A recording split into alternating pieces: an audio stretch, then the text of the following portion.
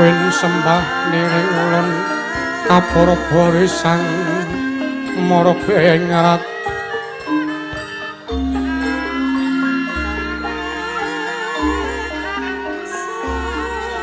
maring sahanan ingkang maring kanan sieng kasih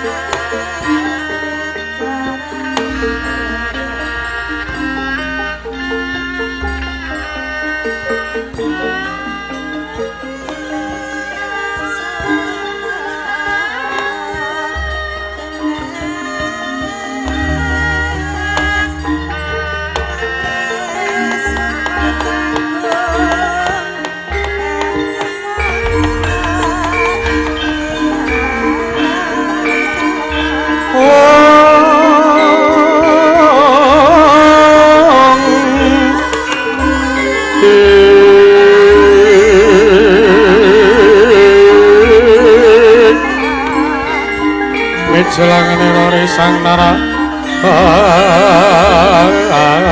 ati kinarepot srimbe bedaya tampahira alon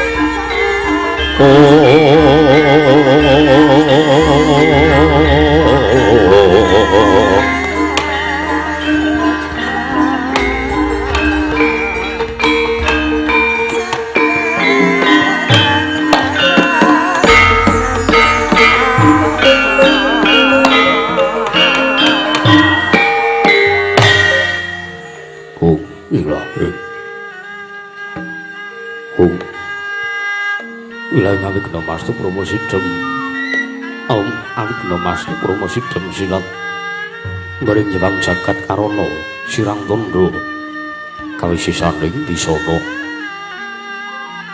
sono sinawung langing melu pesta maksil stantun lampahing buddha sinanturu tutur katelo tutulat merih arep den marep dia winisuda apa prameng niskara karono tetep jaman bowo manggya tekabusananing gumita tau renggeng pralambang matumpa-tumpa marma panggung sang murwenggata sing gebyar dumadine wayang Purwa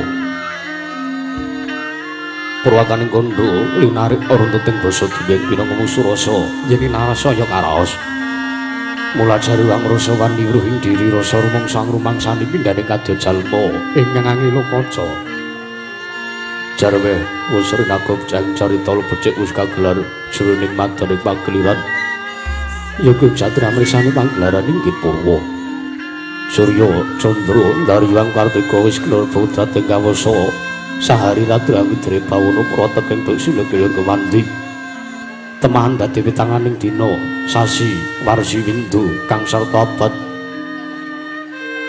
Tetunglan pangkarto mangkarto isi ngerambuntu ya japating kembyah dadu padang kutu-kutu langatuga Gurunono yang burontu ya dadu beranaan tanpa picalan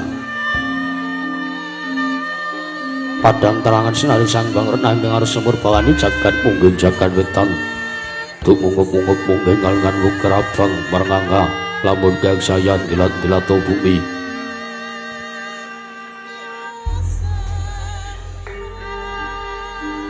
saya tangu sumurup sang bangargo kados blakanan gereng abang es pujenar kapur bawan senari sang Hyang Basanta tanun watani royo-royo mangku gunung ingkang biru moyo-moyo pucing gunung kin melan gedalu kasih ing Marabanjana lenggat menggut nganti kaya gunung Makutha Mega tanpa tawis dangu seleng kawula tasih pinularsa angupaya buka karo Tegal Sawahi anglu sira tatana pedhoti sinambi sesendonan sesidenan mingkul kawulukune anggir raja kayane sawana piyambakan Samara Wanggi Sang Hyang Karkasa dangu sajenggil katon sinari jagat wis katon meluk dening kiblat papan lor kidul wetan kulon sinaring jagat kang samya rebut yada rebut ijo rebut kukuwung pandhidatan wonten ingkang amandaning kekunging raja negari ing Amarta ya negari Indraprastha ya mrentani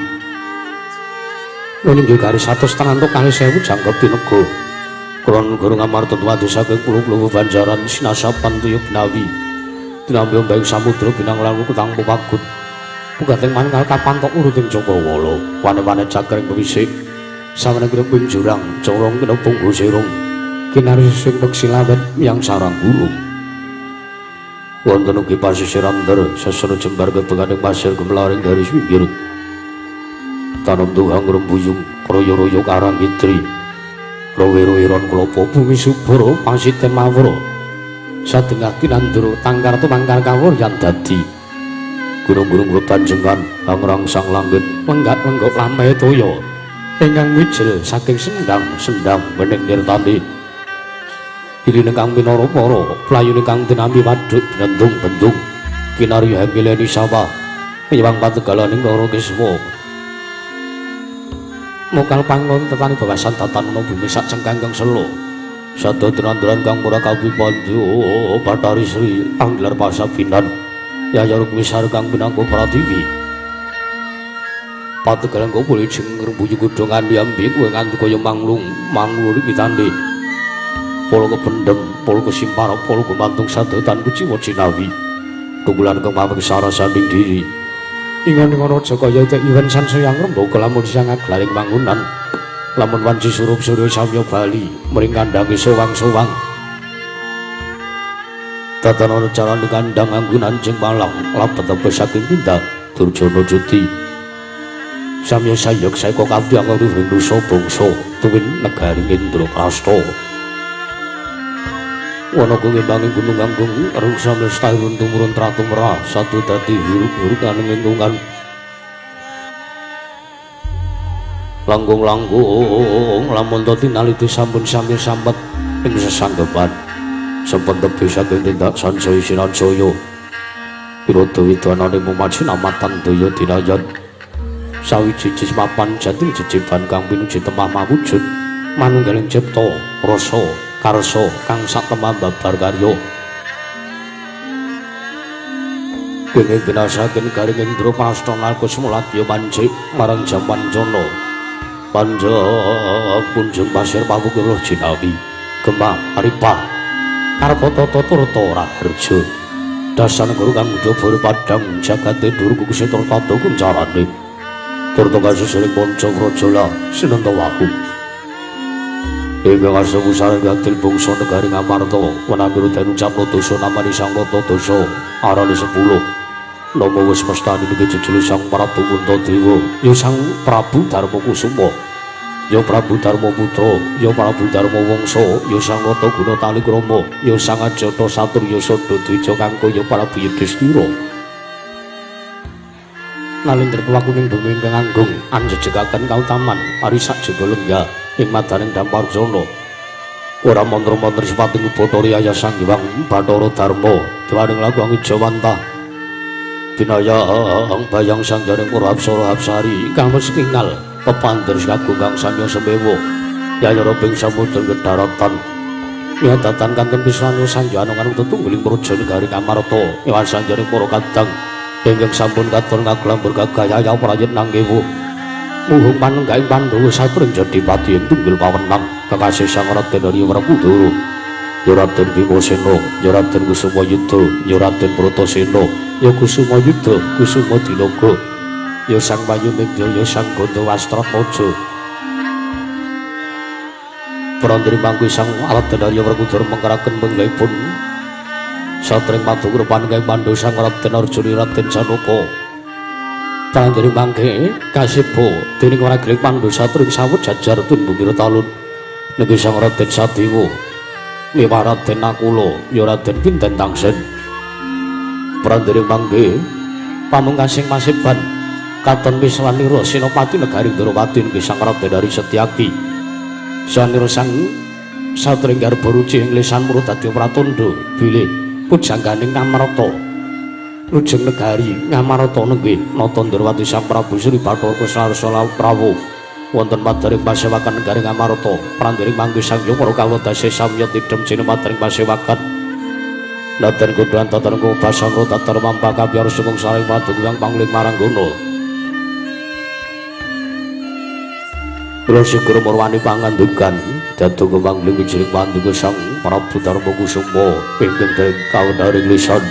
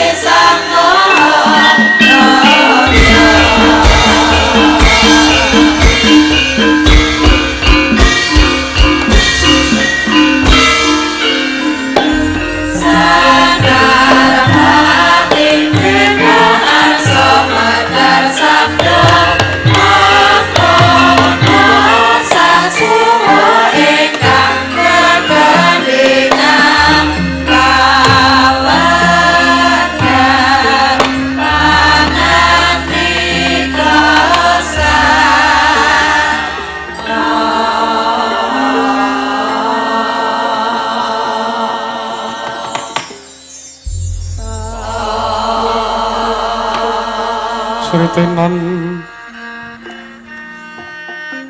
neng pasewakan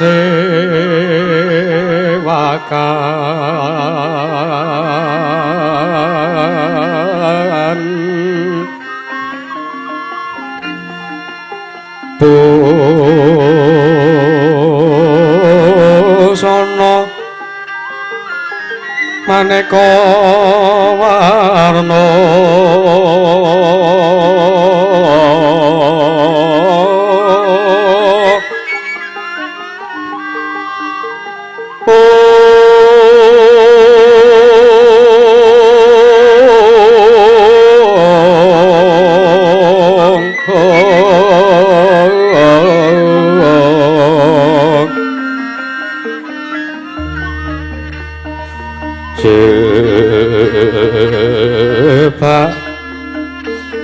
Puspiteng udana yang manjra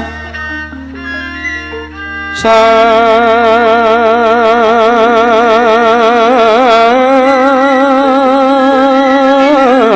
rukma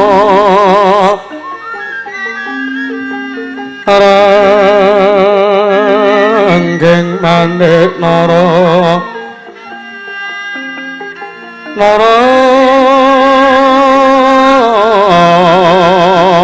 wata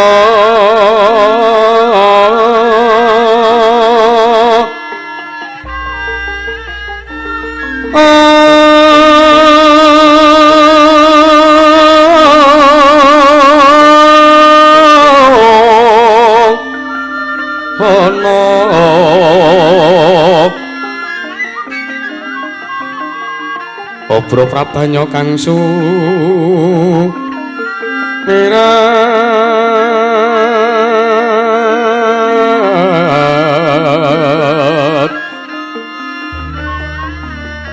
kenyaring teca laliwaran ler kilat sisiring tadet sisiring tadet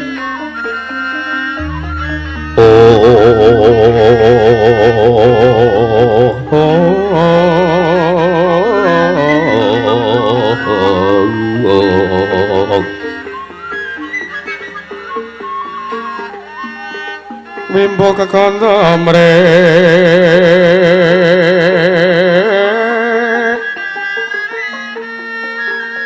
mi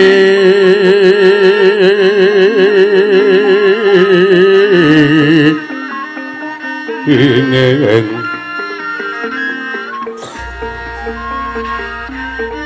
ka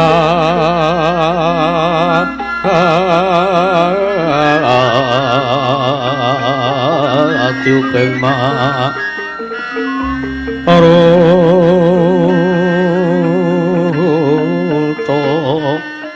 pandong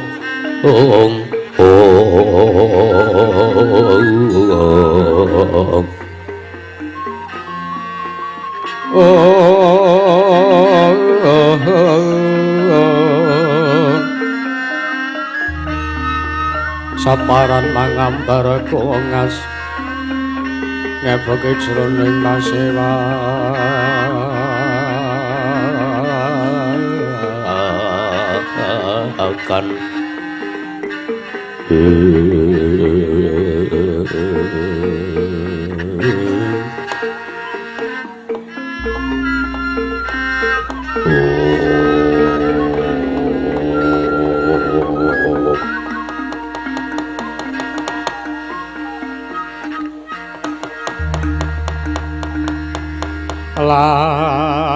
lamun sira angga guru kaki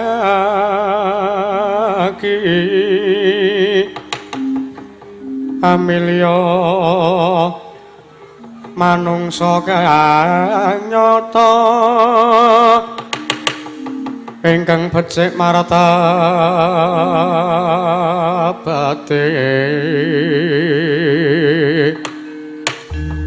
sarta kawruh mring hukum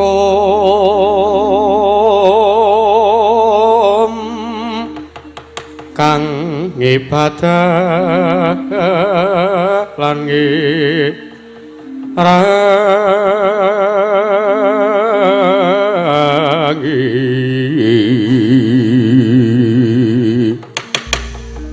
sakara oleh wong apa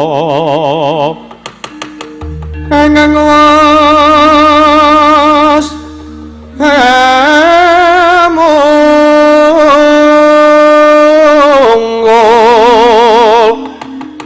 tan mikir pawehing liyan iku pantes kuranana kaki sartane kawruhana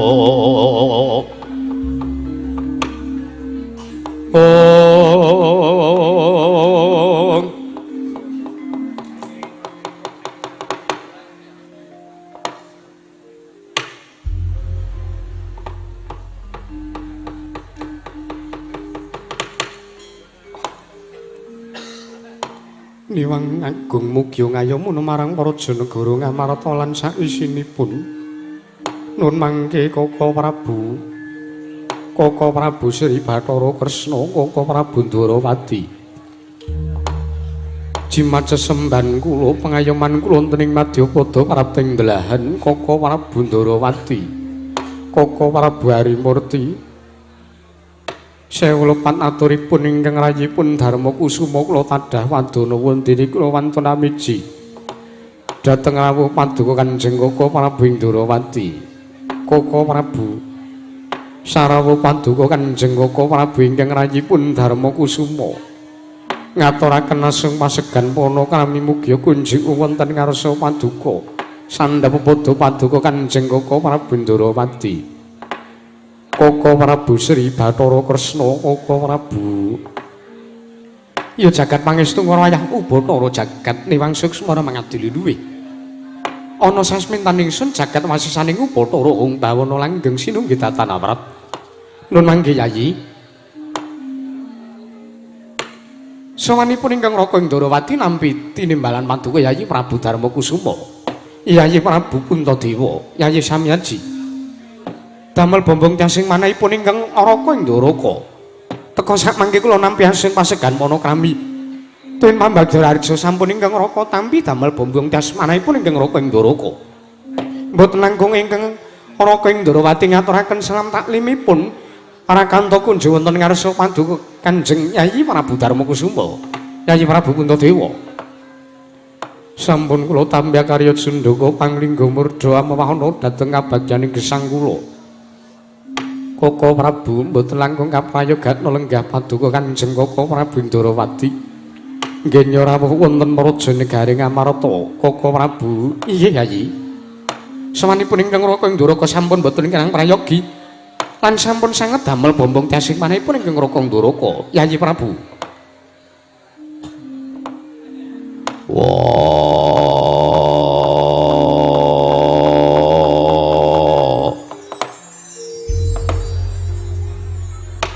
Cilidreng kakangku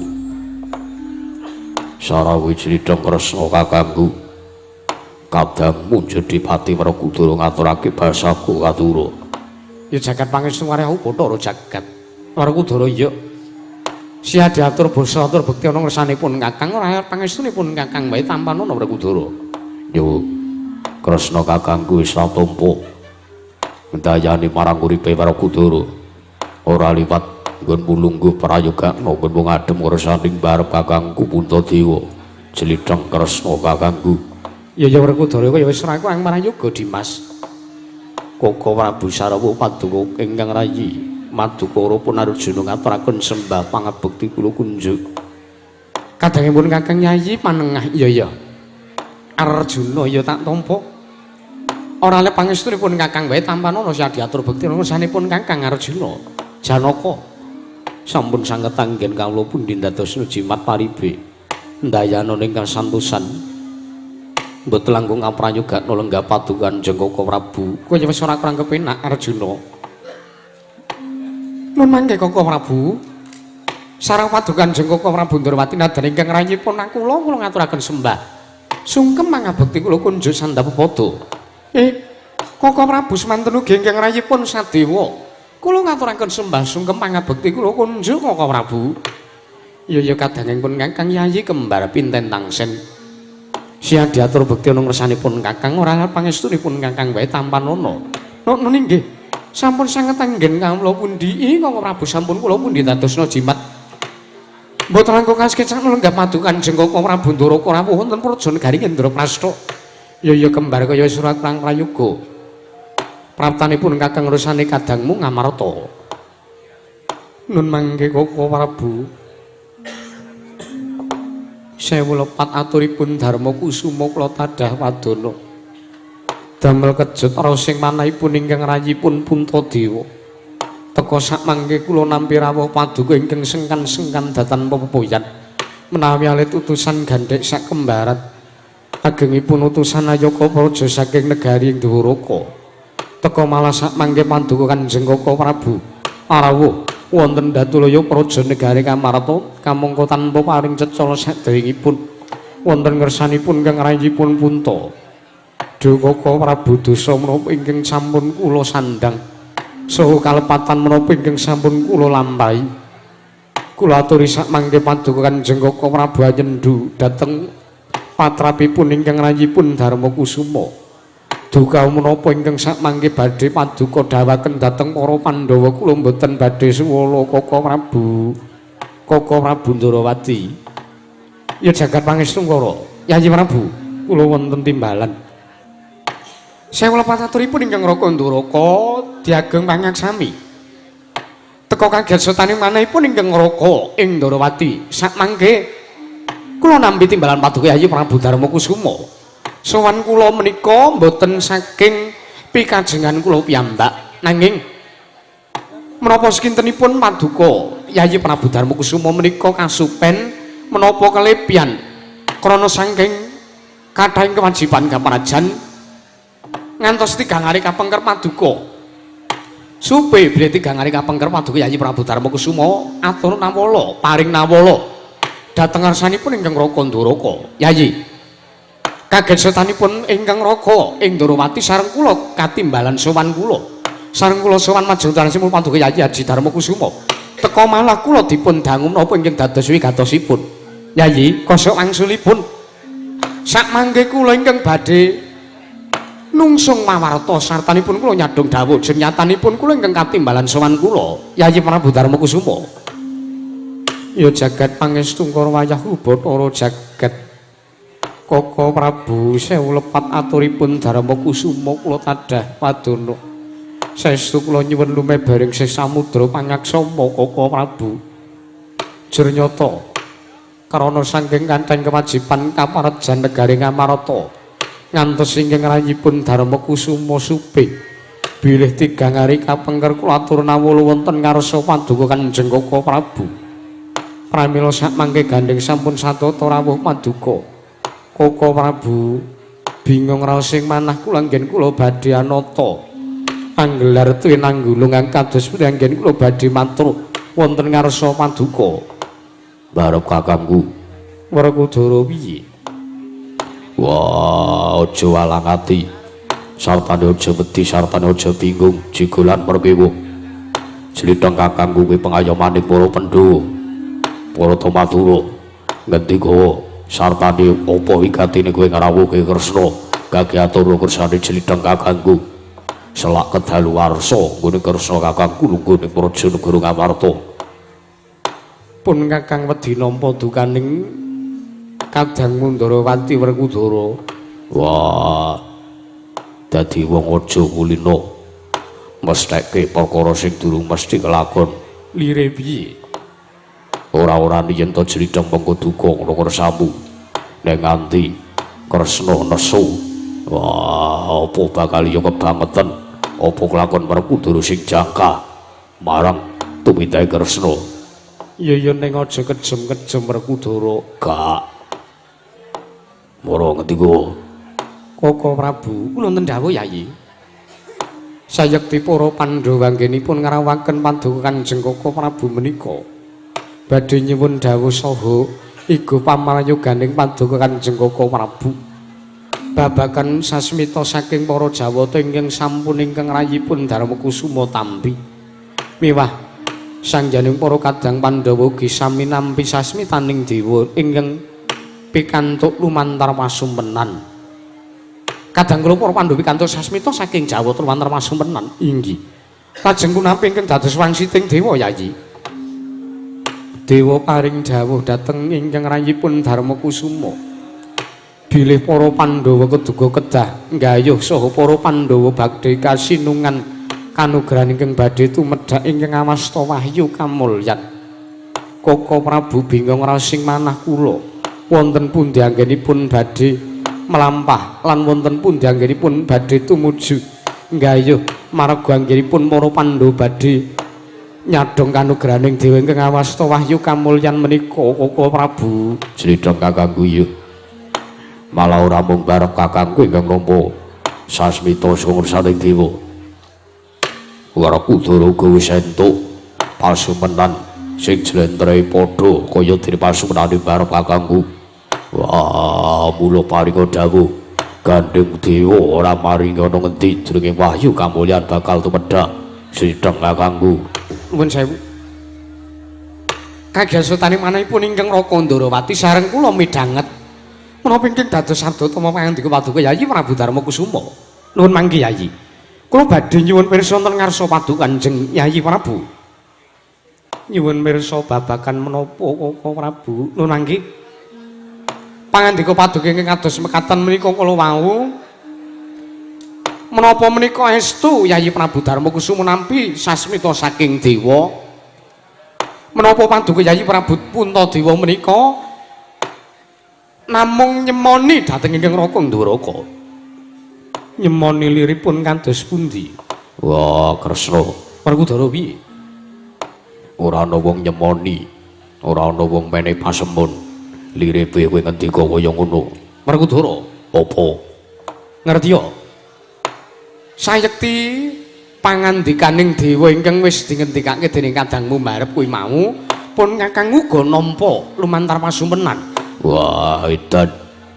Yen ngono ora mung Pandhawa ingkang nampa sasmitaning dewa nanging Criteng kakangku uga antuk. Lho kok sik Kose piye? kaget aku Werkudara. Kaget lire piye?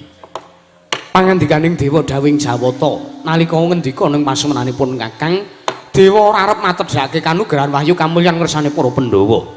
Nanging dewa bakal matedhake kanugrahan kengaran wahyu kamulyan bakal tumedhak ana ing Praja Negara Ndrawati.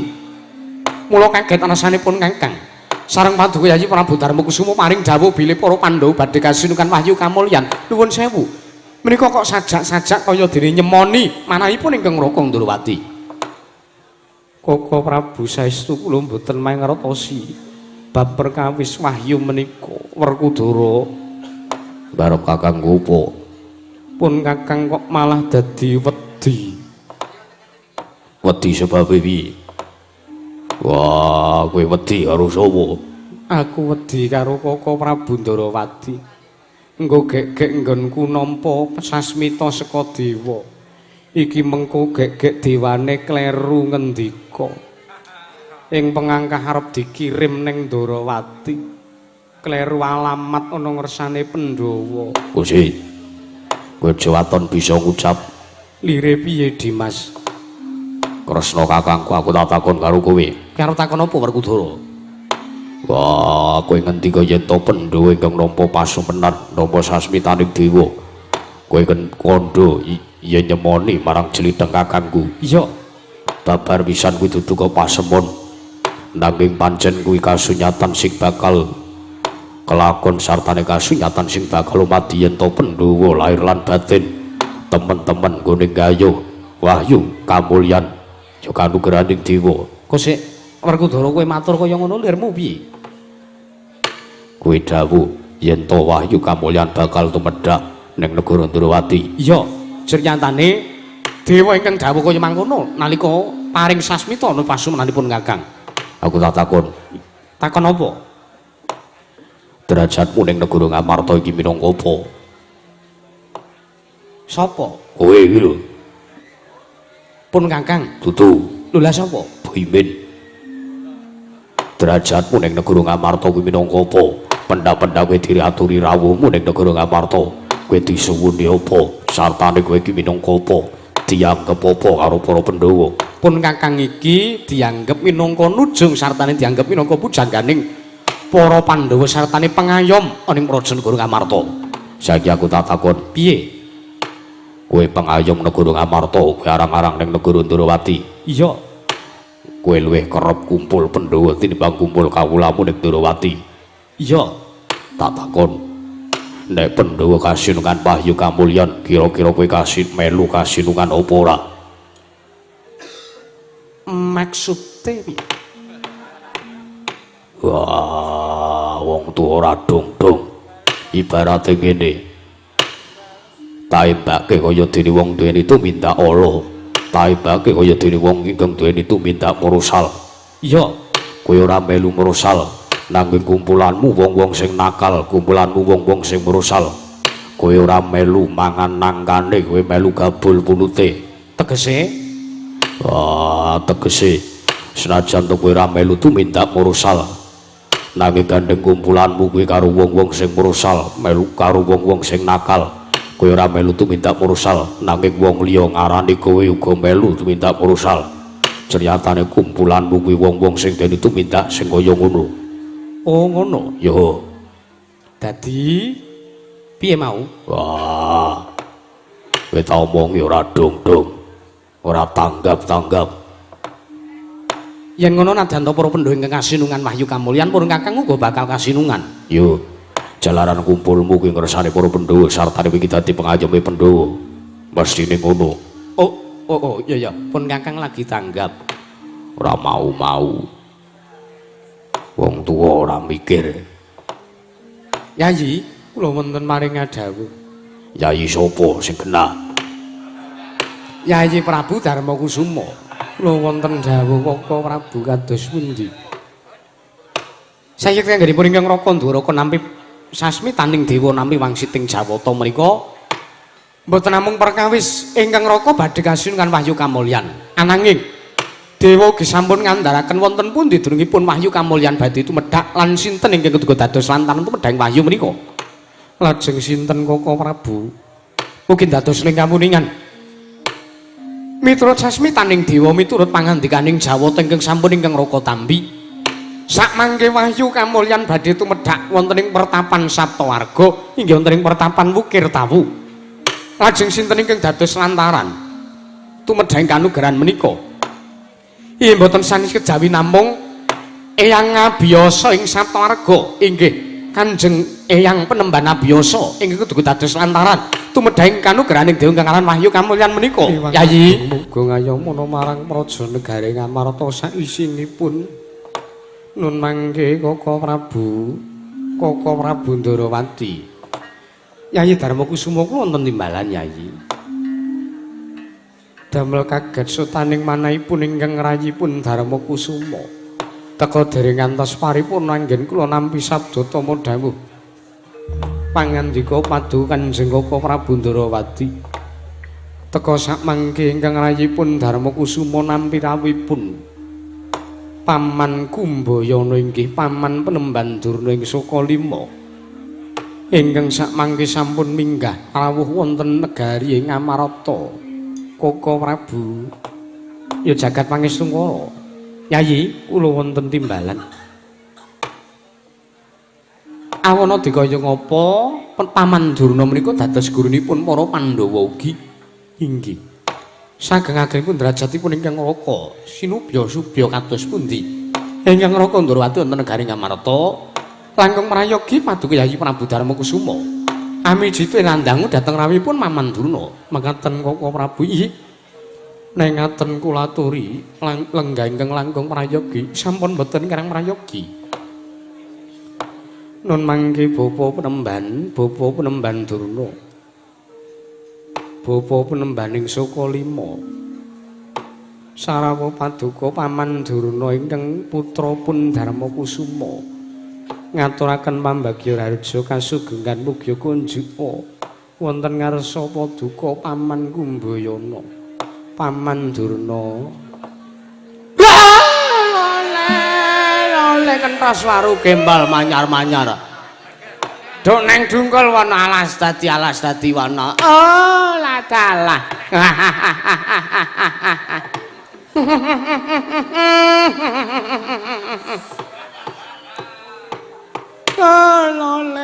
Lole somorante Allah.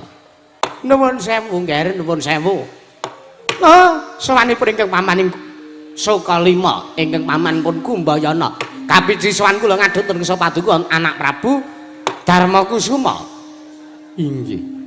Pambagya raja sampun kula tampi nggih, pambagya raja sampun kula tampi damel bombong casing manahipun ingkang pamaning Sukalima. Wilujeng sawan kula mboten manggil kali setunggal punapa. Mboten langkung kula ngaturaken puja pangastawa kunjuk wonten ngarsa paduka anak Prabu Darma Kusuma, anak Prabu Puntadewa, anak Prabu Yudhistira. Paman Durna inggih bapa penemban sampun sanget ingkang putra tampi damel bombong casing manahipun ingkang putrapun Puntadewa. Mboten langkung mugya kasekecakna lenggah paduka Paman Durna. Inggih. Sawanipun ingkang bapa ing Sukalima sampun boten kirang prayogi nggih. Anak Prabu Darma Kusuma. Paman Durna sakawipun ingkang putra Ndrawati ngaturaken kasugengan. Wah, menika anak Prabu Kresna. Inggih.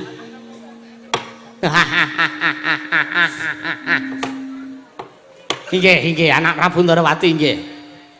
Wilujeng sawanipun ingkang Paman Sukalima. Nggih, kula ngaturaken salam taklim. Nggih, sampun kula tampi. Pun prayogiaken Paman. Nggih, sampun mboten kirang sekeca. Wah. Durna bapakku aku ngaturke basaku katura. Werkudara Bratasena. Sena ya tak tampa nggih Bimasena. Kusumayuda. Sena Triatmaja. Ya. Kowe atur bekti nang ngersanipun bapak nggih. Atur bekti nang ngersaning paman ming Sukalima nek pangestu wae tampanana ya Werkudara Bratasena. Yo tak gegem dadake jimat ndayani marang uripe Werkudara ora liwat sekecakna lungguhmu. Nggih ya. Kaya wis ora kurang kepenak nggih Werkudara. Paman Durna inggih bapa nemban kula ngaturaken sembah. Kombang ali-ali Janakaya. Ya kowe ngaturke bekti ana ngersane. Pun Rama nggih ora lewat pangestune bapakmu wae tampanana. Sampun sanget anggen kawula pundi. Piye kabare Sembadra piye? Lah kok ingkang dipun tanjaken kabaripun Wara Sembadra. Kabar kula mboten dipun tanjaken. Nek kowe mono cetha wis apik kabarmu ki cetha wis apik, cetha wis prayoga. Adoh saka Rupita. Ya mang Sembadra kae lho aku mesake karo Sembadra. Kados pundi? Kae iki bojomu sing pisanan. Wah, mangka wis mbok maru bola-bali ping puluh-puluhan. Ora mung lagi pisan, ora mung lagi pindho, tok maru kae Sembadra kae. Kira-kira kowe wis ora sayang, kira-kira wis ora terus karo Sembadra ki kakekno bapakmu wae no. Panjenengan menika saged kemawon anggenipun gejulan. Ora kok gejulan.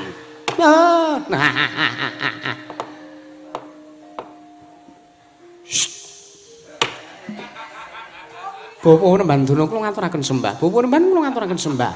Oh, kembar kemanukan. Kembar kemanikan. Ya, nah kula sedewa pinten Gusen. Kowe ngaturake bekti nang kersane Paman Mingsu Kalima ret pangestunipun paman wae tampanana ya ngger, kembar. Sampun sanget anggen kawula pundi? Paman Durna sampun kula pundi? Nun mangke Bapa Penemban. Kados pundi Anggar Prabu? Sewu lepat aturipun kang putrapun Puntadewa kula Tadhawadana. Kados pundi? ndamel kejut sutaning manahipun ingkang arayipun Darma Kusuma. Teka sak mangke kula nampi rawuh paduka Paman Kumbayana bapa Penemban wonten wigatos menapa sarta kula nyuwun dawuh paduka bapa Penemban Durna bapa Penemban Kumbayana. Lole menapa kula sampun dipun keperangan matur nuntun sapaduka anak Prabu Darma Kusuma nggih Prabawasésa kalodhangan kula aturaken wonten ngarsa paduka bapa Penemban Durna ing Sukalima Paman Kumbayana. Oh inggih menawi sampun dipun keperangaken kula matur lan sampun dipun peparengaken kula nyaket wonten ngarsa paduka anak Prabu Darma Kusuma. Oh waleh-waleh menapa nggih sawanipun ingkang Paman Sukalima menika sepisan. Oh kula badhe tetinjuk dhateng karaharjanipun anak-anak kula inggih siswa-siswa kula inggih menika pun para Pandhawa wonten negari Ngamarta. Paman Kumbayana ngaturaken panuwun inggih wonten ndungkap angka kalih saderengipun kula ngaturaken tebas Siti Sekul binunteling Ran Klapa apurun tampa bila wonten lepat aturipun ingkang pamaning Sukalima sakmangke inggih kula badhe matur wonten ngarsa paduka anak Prabu Darma Kusuma. Mboten dados punapa lepatipun tiyang sepuh badhe dados daya tumraping para siswa Pandhawa Paman Durna. Inggih matur nuwun. Nuwun sewu nggih nuwun sewu. Sawanipun ingkang Bapak ing Sukalima menika sayekti mboten saking pikajengan kula piyambak. Sawanipun ingkang Pamanipun Kumbayana menika sayekti mboten saking pikajengan kula piyambak, mboten saking kerepan kula pribadi. Nanging sawan kula menika namung dipun utus dening Nalendra Ngastina inggih menika anak Prabu Duryudana inggih anak Prabu Jakapitana. Ingkang sakmangke sampun kepareng dawuh wonten sanipun ingkang Bapak ing Sukalima supados kula kinen sowan wonten negari Ngamarta. Wondene menapa ingkang dados wigatosipun lan wondene menapa darunanipun wondene anak Prabu Duryudana utusan kelan ingkang Paman Sukalima kinarya sowan wonten negari Ngamarta. Mungkin dados ning kamuningan nggih kula sambi udut nggih nggih. Monggo. Wong tuwa niku nek omongan ora karo udut niku sak kala mangsane ting blawur omongane. Monggo. Nggih. Wah. Seger Bapak. Seger. Menapa? Lindringan. Lindringan mbako colongan. Mbako dipepe kula pendet. Nuwun sewu nggih, nuwun sewu. Anak Prabu Duryudana menika dawuh wonten ngesanipun ingkang Bapak ing Sukalima. Paring pangandikan dhateng ingkang Pamanipun Kumbayana. Bilih sakmangke negari Ngastina menika ketaman pagebluk. Kamangka sampun wonten tigang candra. Rikalenggan sakmangke negari Ngastina dereng saged owal. Dereng saged luar saking pagebluking dewa saking laing Jawata. Saking siku dendaning Ubatara wujud pagebluk mayang lara. Oh mesaken sanget nggih kawontenanipun para kawula wonten negari Ngastina menika. Sernyatanipun kathah sanjaning para kawula dasa ingkang esuk lara sore ketiwasan, sore lara esuk kapralaya mboten konangan menika kathah sanget dadosanipun ingkang Paman Kumbayana ngantos bingung. Sernyato kula sampun ngupadi sarat sarana kula sampun ngrawuhaken Brahmana winasih 1000 sugata miyang para nimpuna kinarya nambak rengganing praja wonten samangke gagar wigar datan antuk karya ingkang Pamanipun Kumbayana ugi sampun manekung puja brata talak brata ngeningaken baban hawa sanga kula nyendal tali wangsul manjing alam mantara ing pengangka badhe pinanggih kelawan dewa ingkang paring pangayom dhateng negari Ngastina wontene ugi gagar wigar datan antuk karya nggih. Wah, mesakaken kawontenanipun para kawula. Lajeng sanga bingung ing manah. Tumuli kula nggadahi go pamrayogi dhateng anak Prabu Duryudana. Nggih, nuwun sewu.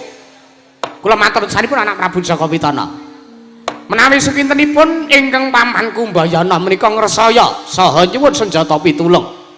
Dhateng kadang paduka pun para Pandhawa kados pundi? Sernyatanipun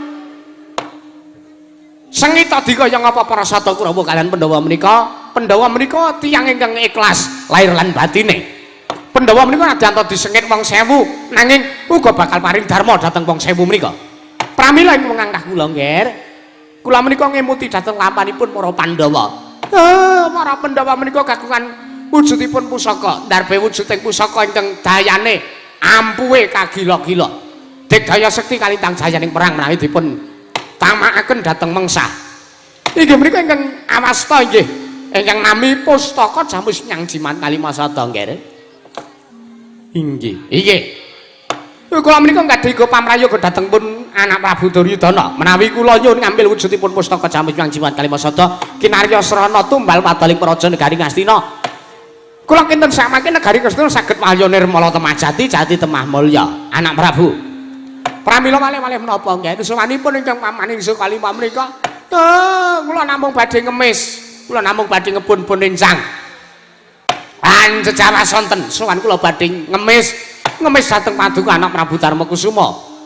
Kapuri samangke maringaken ngambil wujudipun Pustaka Jamus Nyang Jimat Kalimasada badhe kula damel tumbal wadaling praja negari Ngastina ketaman pagebluk.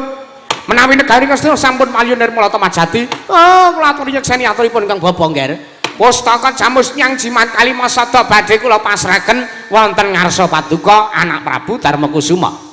Menawi dipun maringaken kula ngaturaken panuwun sernyatos paduka anak Prabu Darmakusuma kalian para Pandhawa badhe pikantuk ganjaran saking kersanipun Gusti Kang Arya Loka. Awit sampun saged ngluwari bebanda saking para kadang werda paduka inggih menika pun Marasata Kurawa. Nanging menawi boten dipun maringaken kula nyuwun katerangan lan sababipun ingkang gumathok punapi nggih anak Prabu. Yut saged pangestu karo Werkudara Barep Kakang Gowo mesake kanan ning praja negara Ngastina iki piye? Paman Durna kados pundi? Menawi sak mangke kula nyuni dipalilah dhateng para kadang Pandhawa. Lho. Lah monggo kemawon. Jenyatanipun Pandhawa menika mboten namung paduka lho nggih. Pandhawa menika wonten gangsal cacahipun. Menawi Pandhawa menika mboten dipun tareni sartanipun boten dipun tanting setunggal mbaka setunggal. Menika mboten prayogi. Jenyatanipun Pandhawa menika nadan cacahipun gangsal nanging menika gangsal-gangsaling atunggal. 5 dadi siji ora kena pisah. Mekaten nggih. Menawi wong 5 arep nyarujuki sawijining perkawis, wong siji ora kena nyaru wuwus, sartane wong siji ora kena nyentulani rembuge wong 5. Mekaten nggih. Pramila sumangga kula sumanggaken menawi badhe inggih menika tetarusan dhateng para anak-anak kula nggih, murid kula pun para Pandhawa. Werkudara piye? Kira-kira tak pasrahke apa ora wujuding pustaka? Barep Kakangku Werkudara apa?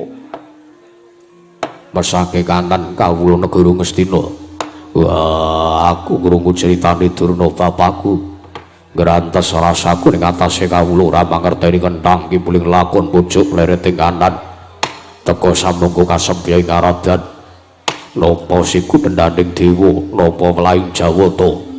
Kula yen tandara aturi Werkudara paringna ngersani Durna bapakku, Cawisna sartane aturna ben diboyong ning negara Ngastina kinara tumbal wadaling praja negara Ngastina ketaman pagebluk. Arjuna kepiye? Mboten namara barep pisang mangandikanipun Kakang Mas Werkudara Kaka Prabu. Namung badhe sendika ndherek dawuhipun Kakang Mas Werkudara inggih Kakang Mas Jodipati kula aturi masrahaken wujudipun pustaka. Yen ngono siadi sakarone masrahke. Inggih, barep Kakang Guyu. Paman Kumbayana, kula wonten dawuh. Gandeng ingkang dados sagak tuwak saha daya kekiyatan, saha ingkang nggadahi wewenang tumrap wujuding pustaka Jamus Nyang Jimat Kalimasada menika para Pandhawa. Kamangka para Pandhawa sampun nedha lila legawa lair lan batos badhe masrahaken wujudipun pustaka Jamus Nyang Jimat Kalimasada. Pramila sak mangke kula aturi nampi wujudipun pustaka Jamus Nyang Jimat Kalimasada. Paman Durna. Matur nuwun nggih. Malah sak mangke kula ngaturaken panuwun. Sak sampunipun paduka anak Prabu Darmakusuma masrahaken wujudipun pustaka Jamus Nyang Jimat Kalimasada. Sak mangke enggal-enggal kula badhe nyuwun pamit sowan mangsul wonten negari Ngastina. Yayi Prabu. Koko Prabu Ndarawati kados pundi? Mangke riyen. Wonten perkawis menapa? Sampun ngantos gebyah-uyah. Menapa kula dipun paringaken majeng anggen kula sowan? Monggo Purbawasisa wonten ngasta paduka Kanjeng Kaka Prabu. Ya jagat pangestu karo ayahku Bathara Jagat Paman Durna. Lole kentas waru gembal manyar-manyar.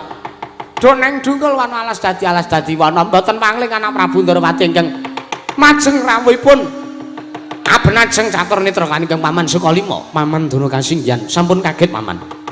Kados pundi nggih? wonten dawuh menapa mangke sajak wonten pangandikan iki badhe dipun dawuhaken dhateng ngersanipun Paman Sukalima. Nun mangke. Menawi paduka Paman Durna badhe nyuwun ngampil wujudipun pustaka Jamus Nyang Jimat Kalimasada dhateng kadang kula para Pandhawa. Lan sak mangke para Pandhawa sampun masrahaken Paman. Menawi Pandhawa gangsal masrahaken Blaka Suta blak kotang terus terang. Menawi Pandhawa gangsal masrahaken nanging ingkang putra Ndrawati mboten masrahaken. Sartanipun kula ingkang nganggo ndali wujuding pustaka menawi badhe dipun boyong wonten negari Ngastina. Lole nuwun sewu, nuwun sewu. Wonten menapa wonten perkawis menapa wonten ing ngatasipun Pandhawa ingkang darbe. Sartanipun Pandhawa ingkang kagungan wujudipun pustaka Jamus Nyang Jimat Kalimasada kemawon masrahaken dhateng sanipun Paman Sukalima. Teka samangke anak Prabu Darmakusuma mboten anak Prabu Sri Bathara Kresna nggondheli menika kados pundi? Paman, wonten dawuh.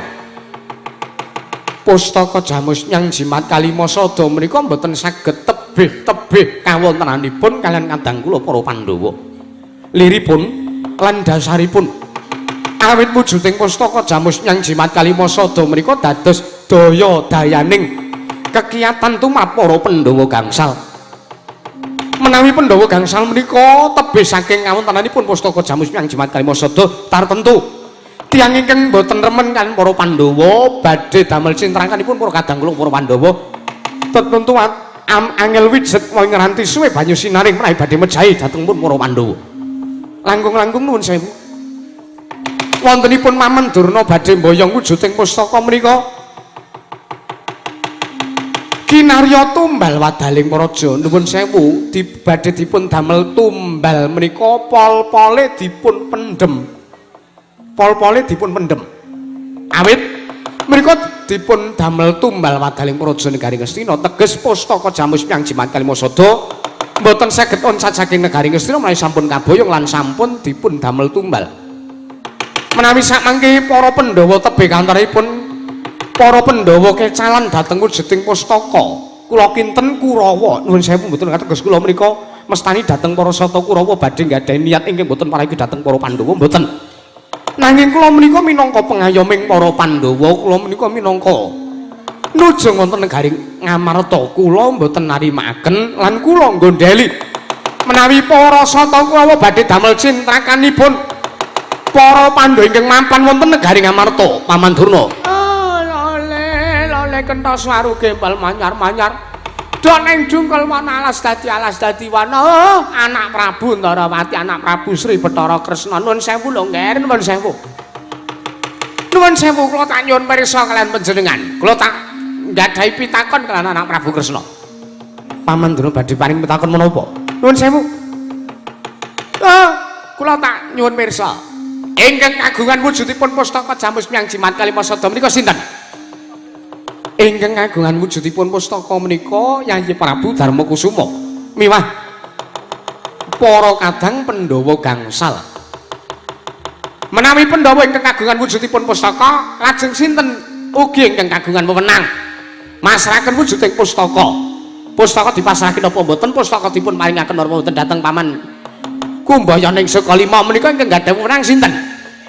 Ingkang gadhah wewenang ugi para Pandhawa. Lah menawi paduka sampun saged paring dawuh bilih ingkang gadhahi wewenang tumrap pustaka menika para Pandhawa lan ingkang kagungan pustaka menika para Pandhawa. Kenging menapa panjenengan menika sanes piranganing Pandhawa? Lah kok teka dlangap-dlangap ngendikanipun dlangap-dlangap ucape nggondheli wujuding pustaka menika badhe dipun pasrahaken dhateng ngersanipun Paman Kumbayaning Sukalima. Paman Durna wonten dawuh nuwun sewu.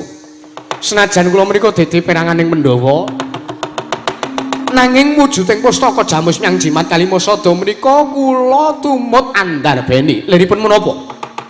Menawi ngantos para Pandhawa sakmangke nandhang kacintrakan, para Pandhawa nandhang kasulayan.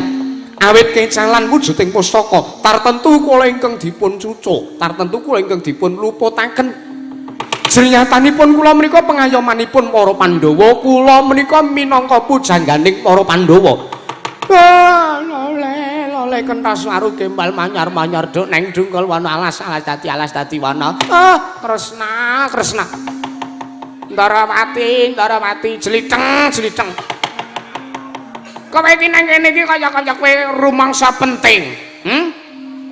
Sampeyan nika ning wonten negari Ngamarta menika kaya rumangsa penting, rumangsa dinggo, rumangsa dadi wong baku. Rumangsa dadi wong egois panjenengan idealis panjenengan. Liripun kados pundi? Namanya riyen to, mengke riyen. Pandhawa menika cah 5 lho, Pandhawa menika cacahipun 5, cacahipun gangsal. Wong 5 menika ya kudu ngantepi rembuke wong 5, ora kena ngantepi rembuke wong 1. Kamangka wong 1 menika sanes peranganipun para Pandhawa. Nuwun sewu, nuwun sewu. Kula mboten badhe melu, kula mboten lajeng midhangetaken pangandikanipun anak Prabu Ndrawati. Jenengatanipun kula sowan wonten kersanipun. Inggih menika anak Prabu Darma Kusuma. Kula sowan wonten negari Ngamarta. Kula mboten sowan dhateng negari Dwaraka. Nadyan sekeranjang koplak ngandikane Nata Ndrawati. Mboten badhe kula gugu, mboten badhe kula pidhangetaken. Nanging nadyan to sak kelima pengganipun anak Prabu Puntadewa babagan pustaka jamu yang jembar kelima sada. Badhe kula gugu, badhe kula gemger. Durna cangkemmu iso negara.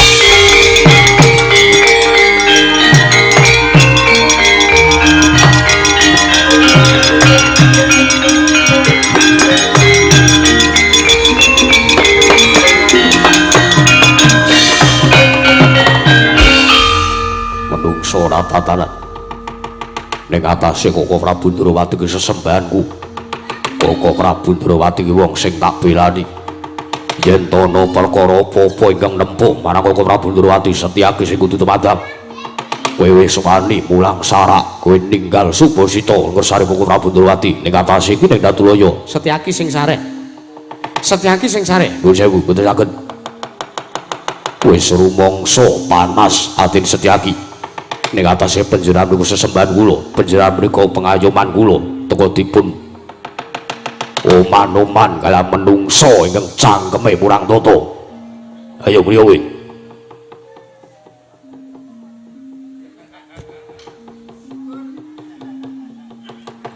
Mulya, Setyaki iki ning Datulaya. kula sampun ngertos. Kula sampun ngertos bilih mriku mapan dari masyarakat. Nanging ora lega rasane Setyaki yen to kula ora ngejur-jur kandhane Durna. Kowe arep ngapa kowe? Hah? Kowe arep ngapa kowe bungke? Kowe ora trima, mergo Durna wani karo ratu Gustimu, mergo Durna wani karo sesembahanmu. Nek aku ora trima, banjur kowe medhi ngono piye? Ora. Ayo. Ijen do ijen lenang do lenang. Setyaki mungsuh Durna sapa sing bakal menang? Lan sapa sing bakal tekaning pati? Aku wani karo kowe. Nek wani rene ora mundur-mundur. Rumangsane apa? Apa dikira Setyaki ora wedi karo Durna? Apa dikira Durna ngoman-oman Koko Prabu Kresna? Apa dikira Durna kuwi ora ngerti yen to ning kene lungguh Setyaki? Karepmu piye? Ora minggan sing arep Setyaki tak larak pecah siramu. Aja kurang ajar. Setyaki sing sareh. Boten saged sareh.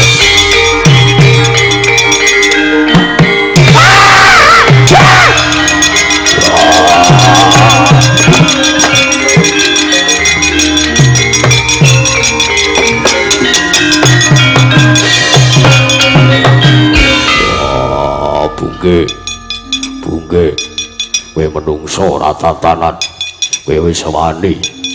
Mula sara sartane kowe wis wani tugang karo Durna papaku. Yen kae mengko nganti cilik loro gedhe Durna papaku tekaning pati, ijole nyawamu. Werkudara sing sareh. Nuwun sewu.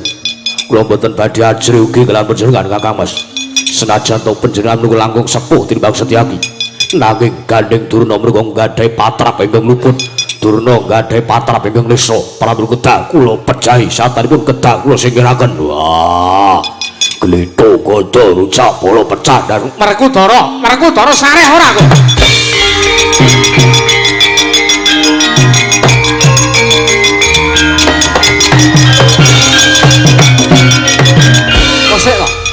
Kosek. Werkudara. wah, opo? Perkara ki dirembuk kanthi srana aris aja kanthi srana gontokan kaya ngono kuwi. Lajengipun Kang Prabu mboten sadadap mbelani dhateng Kang Rayi Inggar Baruji. Nyatanipun Durna luput kenging menapa Werkudara kok dadak mbelani. Wah, Werkudara ndasmu dhewe, ndasu dhewe. Edan Setyaki wis. Walah kowe iki yo Dasare kewanen kok Setyaki? Kanjengipun. Durna menika luput kaya panjenengan. Ana wong luput kudu dipatrapi Widana. Werkudara. Kowe sing nganggepun Kakang kadangmu apa ora? Kowe sing nganggep Kresna minangka pujanggane Pandhawa apa ora? Anggap Nek sing nganggep ya diculke. Dudulke. Setyaki aja tok pondong kaya ngono kuwi mesake. Culke Werkudara. wah. Setan ora tataran. Setyaki luput mergo wis wani ngajar Durna bapakku. Ayo culke. Culke. Nek miturut Setyaki Durna luput merga wis wani karo pun Kakang, yen to si Adi Ngeman, sartane si Adi isih nganggepun Kakang iki minangka kadange para Pandhawa, Setyaki culna. Abot Durnane. Ya wis nek abot Durnane kono. Nek abot Durnane kono. Nek Setyaki mati, Werkudara ya mati. Wah, ya wis.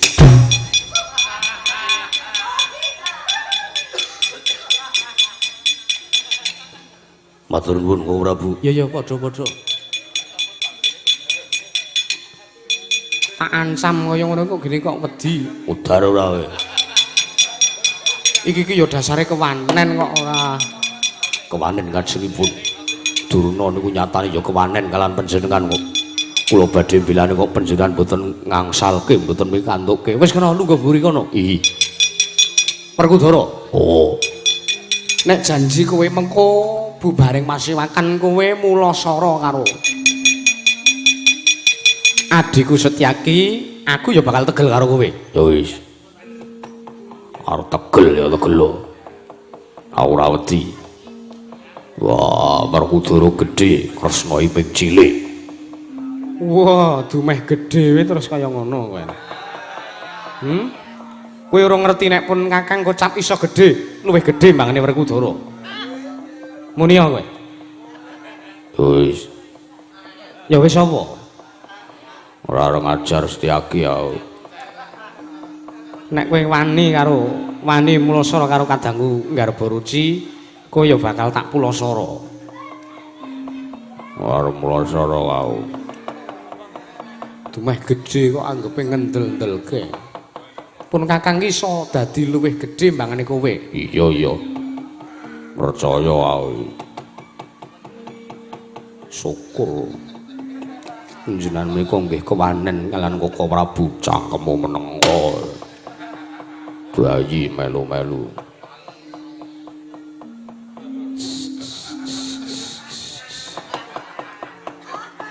Ngopo guyu wae? Si Adi iki nek duwe pambegan kok ora iso dindake. Wah. Setyaki kuwi luput, Sencaki kleru. Mergo wis wani mulasara karo Durna bapakku. Werkudara kuwi murite Durna, Durna kuwi sing meneng ilmu karo Werkudara. Setyaki kok wani nyamah ragane Durna. Pilih meneng po aku Tiwikrama. Wis meneng aku. Janji aku kocap gelem Tiwikrama dadi buta. Nek nguntal ragamu itu turah-turah. Wis. Aku tak meneng ae aku.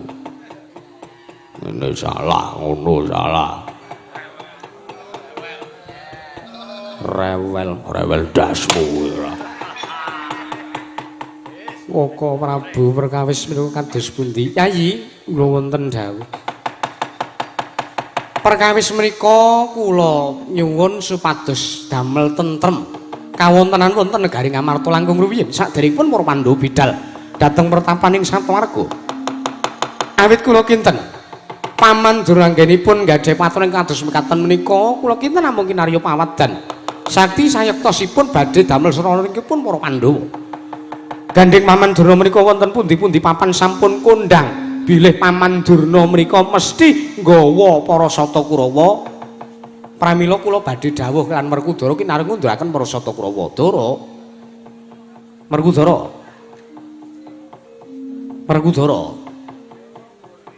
Kakang Mas dipun timbali meneng wae. Dipun timbali Koko Prabu meneng ora. Wah, aku ora krungu. Koko Prabu, Apa Arjuna? ngendikanipun Kakang Mas Werkudara, panjenenganipun boten midhanget. tak sepatani budhek selawase urip lho kowe. Ya ya apa? Kurawa diundurke. Gah. Kurawa diundurke. Wah, aku ora arep melu-melu. Kowe sing gawe jalaran Ora tak takon. Sing ngantem Durna mau sapa? Sencaki. Sing gawe jalaran nek ngono, Sencaki. sing kudu ngrampungi perkara sapa?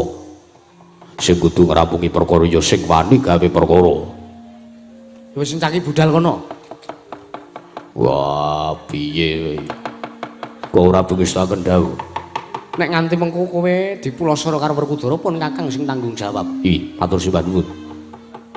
Malah sak mangke kula kinten sampun purna jejibaning masiwakan menawi sampun tetela dawuh paduka kados mekaten.